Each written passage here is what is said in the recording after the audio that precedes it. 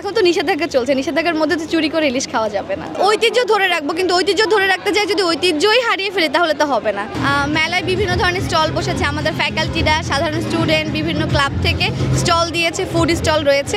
এছাড়া আমাদের মেলায় দেখতে পাচ্ছেন নাগরদোলা রয়েছে, যেটা আমাদের কিন্তু বৈশাখী মেলার প্রধান আকর্ষণ। এটাতে সবাই একসাথে বন্ধু বান্ধবী নিয়ে চড়বে, অনেক মজা করবে। এছাড়াও আমাদের পুতুল নাচ রয়েছে।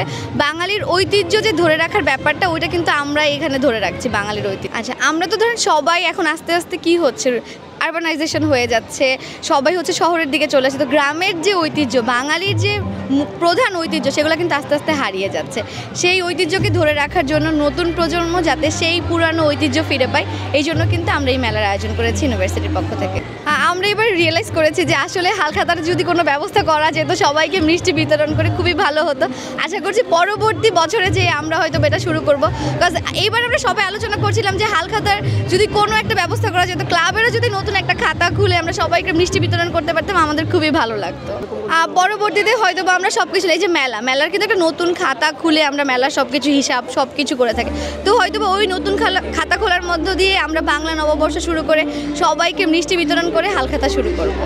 এটা তো ডিপেন্ড করে যে ধরেন আমরা যখন বিভিন্ন প্রোগ্রামে যাই, প্রোগ্রামের সাথে কিন্তু রিলেট করে আমরা ড্রেস আপ, সাজগোজ সব কিছু করি।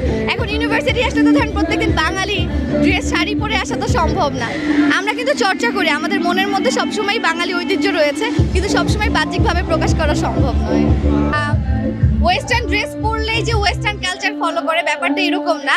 আমরা কিন্তু সবাই যে দেখছেন আজকে কিন্তু কেউ ওয়েস্টার্ন ড্রেস পরা নাই, এবং আপনি যদি নর্মালি একটা ভার্সিটিতে যান, সেখানে বিভিন্ন ধরনের মানুষ পাবেন। কেউ শাড়ি পরে আসছে, কেউ জামা পরছে, কেউ ওয়েস্টার্ন পরছে। নর্থ সাউথ এমন একটা জায়গা, আপনি যদি এখানে খুবই ওয়েস্টার্ন ড্রেস পরে ঘুরলেও কেউ কিছু বলবে না, অ্যান্ড শাড়ি পরে ঘুরলেও কেউ কিছু বলবে না। এখানে কিন্তু সবাই সবার মতামতকে প্রায়োরিটাইজ করে, এবং এখানে কোনোদিনও কোনো টিজিং বা টিজিং কোনো কিছু হয় নাই। আমাদের কালচারটা খুবই ভালো। বাইরে থেকে দেখে মানুষ বলতেছে যে হয়তো বা খারাপ, বাট অ্যাকচুয়ালি এটা অনেক ভালো একটা কালচার। শাড়ি পরা একটা আর্ট, এটা হয়তো বা আপনি প্র্যাকটিস করতে পারবেন একদিনে, হয়তো বা না পারলেও কেউ যদি চায় যে শাড়ি পরে নিজেকে সুন্দর দেখানোর জন্য, তাহলে সে হয়তো বা বাসায় আগে 1-2 বার প্র্যাকটিস করলে কিন্তু পেরে যাবে। অনেক কঠিন কোনো বিষয় নয়।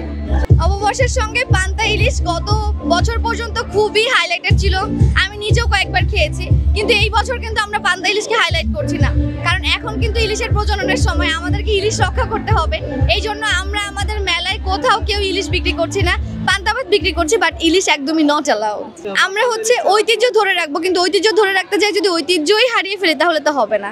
যদি পরবর্তী বছরের বৈশাখ যখন থাকবে, তখন হয়তো ইলিশের প্রজনন সময়ের আগে থাকবে, তখন আমরা অবশ্যই ইলিশ খেতে পারবো। কিন্তু এখন তো নিষেধাজ্ঞা চলছে, নিষেধাজ্ঞার মধ্যে তো চুরি করে ইলিশ খাওয়া যাবে না। বৈশাখী শোভাযাত্রা, বৈশাখী র্যালি, মঙ্গল শোভা, যেটাই হোক না কেন, আমরা কি করছি, বৈশাখ উদযাপন করছি একসাথে সবাই যে হাঁটছি, র্যালি, বাঙালি ঐতিহ্য বিভিন্ন প্রপস নিয়ে যে হাঁটছি, এটা কিন্তু মেন। এখানে আপনি নাম যেটা রাখেন, নামটা কিন্তু প্রধান নয়।